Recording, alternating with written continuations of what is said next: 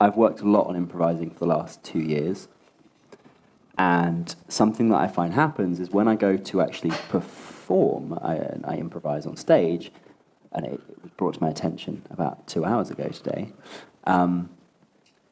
I revert a long way back in my playing versus what I'm capable of. Yeah, that's pretty normal. What can I do to speed up the process of moving things into my performance? So you have to realize, I'm going to give you a short-term answer, an immediate answer, and a long-term answer. So the short-term answer is basically this. You know where your skills are, you got your guitar playing skills here, your soloing skills are at this level. Your improvising skills are somewhere below that. They're here, or somewhere lower, okay? And then below that is your performing skills when improvising, and that's going to be lower. What you can do in your bedroom is your house is one thing. What you do on a stage in front of people is always going to be lower, or usually going to be lower, okay? So if you know about what that difference might be, then you wouldn't necessarily attempt to improvise at the same level of difficulty, complexity, or speed as you would when you're at home, right? If you can do this at home, that's your maximum ability. You don't do that in front of a crowd, right? You have to play down here, all right? So if you were about to walk on stage right now, and if we're going to improvise and you're nervous about these people seeing you make a mistake or whatever, I would say, okay, Daryl, you can improvise at this level. Don't go beyond this level right now. Because in the next 2 minutes, when you are about to do it, you don't have time to close that gap, okay? That's the short-term answer. The long-term answer is, of course, we want to close the gap, right? We want to take away, or at least shorten the gap between your theoretical improvisational skills when you're at home or wherever, and your live performing improvising skills. We want this to go like that, close the gap. Now, there are two ways really to bring this up, your live performing or live improvising skill sets up. The first way is to simply practice closing the gap from here to here, and the second way is leaving the gap where it is, not worrying about closing it, but raising this level, okay? When you raise this level, again, this is the level of your improvising skills at home. When you raise this, and let's say this is 85% of what you could do at home. This is 100%, your max capacity, this is 85%, whatever. Could be 65%, could be 98%. It's some relative percentage of this. You raise this bottom one comes up with it. Okay, that's one way. The other way is to close the gap.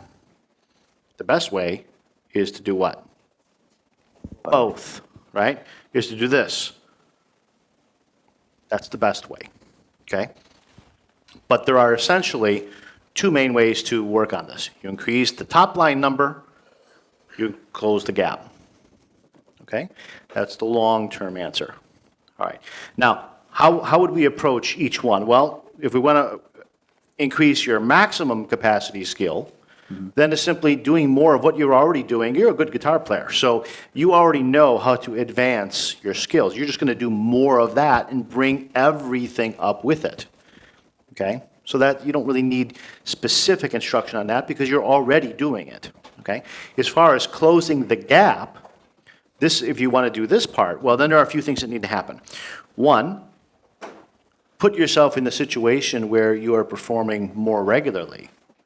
Okay, that helps you to relax when you really realize, it's not a big deal if I make a mistake, despite what people might say or think or whatever. Okay, it's really not a big deal. All right. The second thing is, when you're practicing at home, it's best that you can simulate that environment. Okay? How would you simulate the environment? Well, one, you would put your amplifier where it would actually be on a stage. You would stand where you would stand on a stage. You might have a monitor here right in front of you, a wedge or whatever, right on the stage. You would have lights right in your face like those where you can't see really anything. And those are just simple white lights that are constant. When you're playing a real show, the lights are all different colors and they're on and off. Maybe there's just, the thing that always killed me was a strobe light.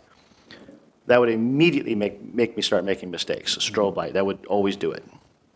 In my house, in the basement, where I have an area where I would prepare for, playing live, we have big, what are those, like 600-watt bulbs, Dan? He's not even in this room. Like 600-watt bulbs, and there are 6 of them, and they're different colors, and they're hot as hell. You turn the lights on, and it's instant sweat, right? Because that's how it is on a real show. You could be wintertime, you'd be a puddle on the floor, right? You're hot, you're sweaty, you can't see, right? Your amp is back there. You may not be able to hear yourself. There's a wedge right here, so now you're hearing yourself twice. And then oftentimes, you're hearing too much of something else. So you have hearing is a problem, seeing is a problem, sweat all over, heat is a problem. It's not really that hot up here. It's a little hot, a lot hotter than it is sitting right there. But you stand, of course, stand. Right? If you practice sitting down all the time, and you stand up, well, of course you're going to have problems, right? So you got to stand. And in addition, when you play a show, do you stand still? No. I mean, in our little demonstration, when you were playing with, was it Anthony? Yeah. Yeah. Okay, you were pretty much standing, but in general, you wouldn't stand on a stage and do nothing. Also, when you're performing, your eyes aren't glued to your guitar the whole time. You're people here, and you're trying to make eye contact. The whole thing, right? You're moving around, whatever. You have to simulate that. All right. So more experience, just simply doing it more, and then trying to simulate as many of the elements as you can at home. The heat, the inability to see. Sometimes it's blinding light, sometimes it's pitch black, sometimes it's going back and forth, the colors are changing, right? The sound is shit sometimes, your guitar is dripping, you can't hear yourself, all those issues. You're not standing at once, you're standing up, but you're moving around. That's how you simulate it as best you can. And then, of course, having people listen to you. So it's basically that. There's no trick like, well, if you practice your scale this way, you'll improvise better in front of it. It's not like that. You're just simulating, doing it more and simulating the environment. That's it.